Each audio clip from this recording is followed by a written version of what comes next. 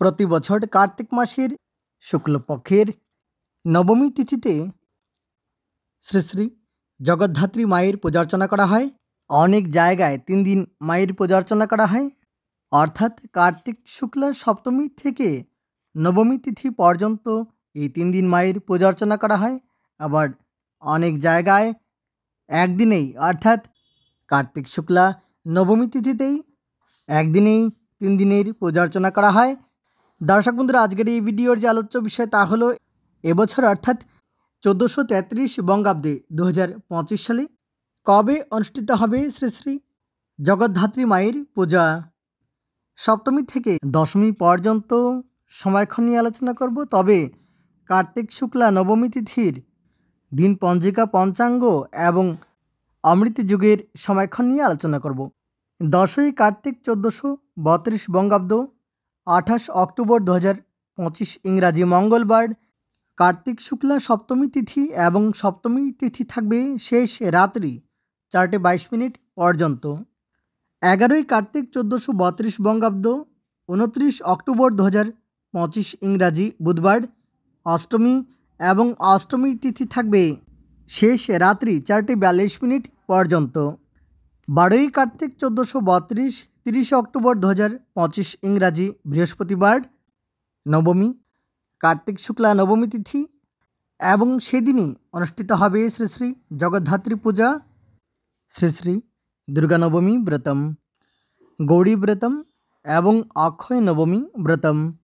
নবমী তিথি থাকবে শেষ রাত্রি 4:32 পর্যন্ত এবং সকাল 9:28 11 মধ্যে প্রথম কল্পীয় সপ্তমী আদি কল্পে নবমী বিহিত শ্রী শ্রী জগদ্ধাত্রী পূজা প্রশস্তা।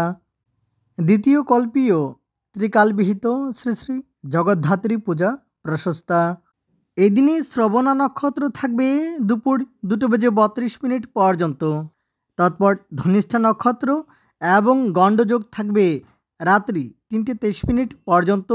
বালবকরণ থাকবে বিকেল 4:38 পর্যন্ত এবং এই দিনে অমৃত যোগ থাকবে সকাল 7:18 পর্যন্ত। আবার দুপুর 1:11 থেকে দুপুর 2:39 পর্যন্ত থাকবে অমৃত যোগ এবং দুপুর 2:08 থেকে বিকেল 4:57 পর্যন্ত থাকবে বারবেলা এবং কালবেলা। শেষ রাত্রি 4:32 51 মধ্যে ত্রেতা যুগৈদ্যা স্নানদানাদি ও অনধ্যায়। এবং 13ই কার্তিক 1432 31 অক্টোবর 2025 ইংরাজি শুক্রবার দশমী কার্তিক শুক্লা দশমী তিথি এবং দশমী তিথি থাকবে রাত্রি 3:53 পর্যন্ত এবং সকাল 9:28 19 মধ্যে কিন্তু কুলিক বেলা অনুরোধে সকাল 7:58 45 মধ্যে শ্রী শ্রী জগদ্ধাত্রী দেবীর দশমী বিহিত পূজা এবং বিসর্জন প্রশস্তা। অত্রকৃত্যে কুলিক বেলানুরোধে নিরবকাশেন ভূসম্মতঃ। তাহলে এই ছিল শ্রী শ্রী জগদ্ধাত্রী মায়ের পূজার দিন, তারিখ এবং সময়ক্ষণ।